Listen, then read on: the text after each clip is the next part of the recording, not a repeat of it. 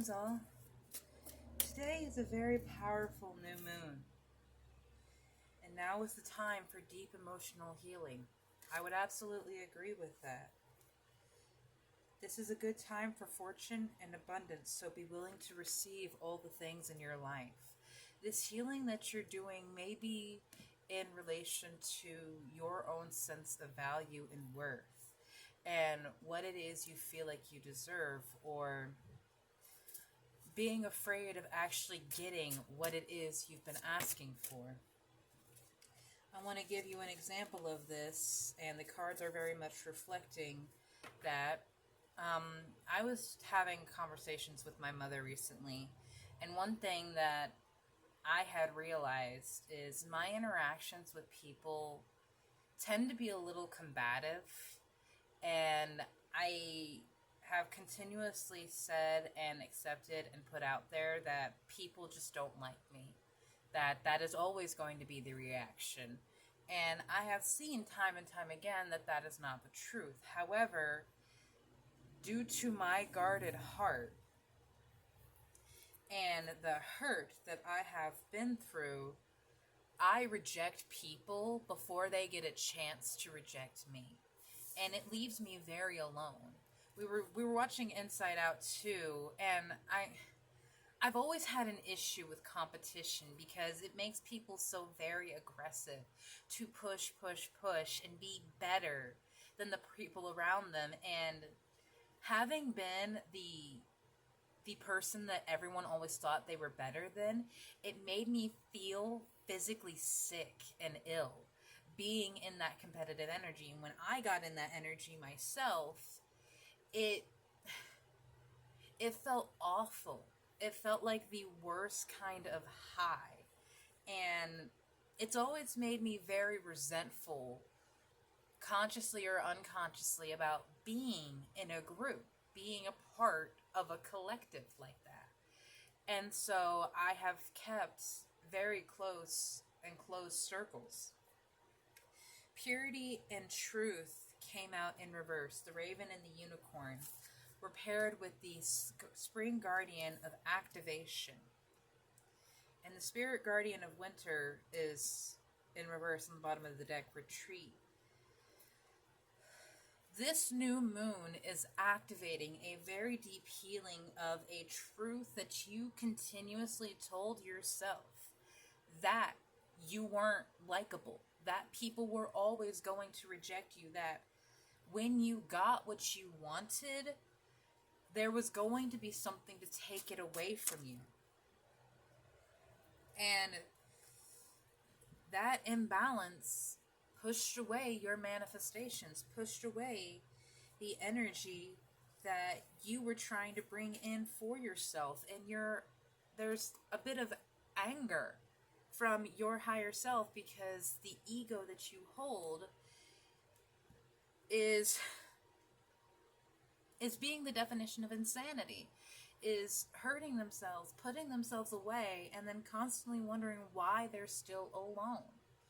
Because your ego, the person that you have built around yourself, the person that you present to yourself, is immediately under the assumption that the world is going to tear you apart. So you don't let anything close to you. So you don't let anything get you to that point of trust. And like, you can't tear me apart if I'm already nothing. Magic in reverse. The magic is our ability to grow beyond, to alchemize, but you have not been embracing that. You have not been empowering yourself with that. The cosmic flower activates the remembrance of the place that we call home, the core of which we pour our magnificence onto this world. You treated your own magic and your own power like this awful thing. That the most beautiful parts about yourself, the parts about yourself that you truly love, are why you're alone, are why you feel so isolated. And all of that is from your own heart not believing you're worth these miracles. And it does chase away your abundance. And I know that's frustrating because you're like, well, Vanna, I've heard this time and time again. What the fuck do I actually do about it? That's different for every single person. I personally have been working on a casting.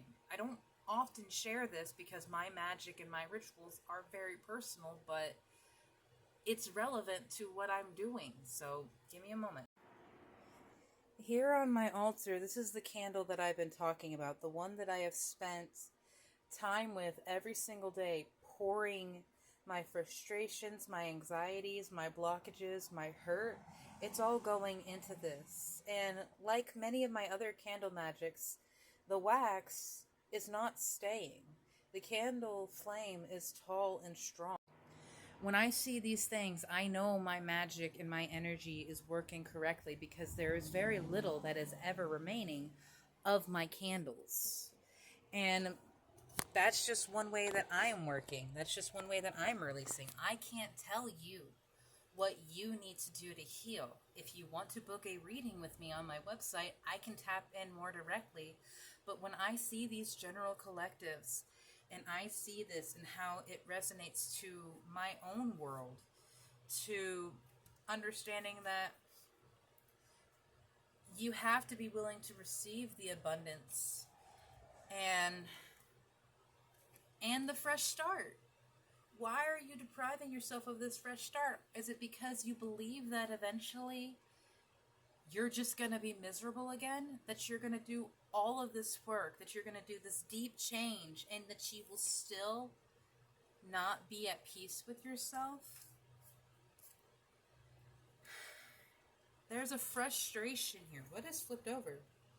Reassess and pay attention is flipped over, and oh wow, that's interesting. So I was shuffling the deck this way, and these cards are flipped around. Reassess in reverse, pay attention in reverse, and check in was between the two of them. You need to do some meditating. You have not been creating the way that you need to create. One thing that came through for me recently was the Lumerians want me to draw them.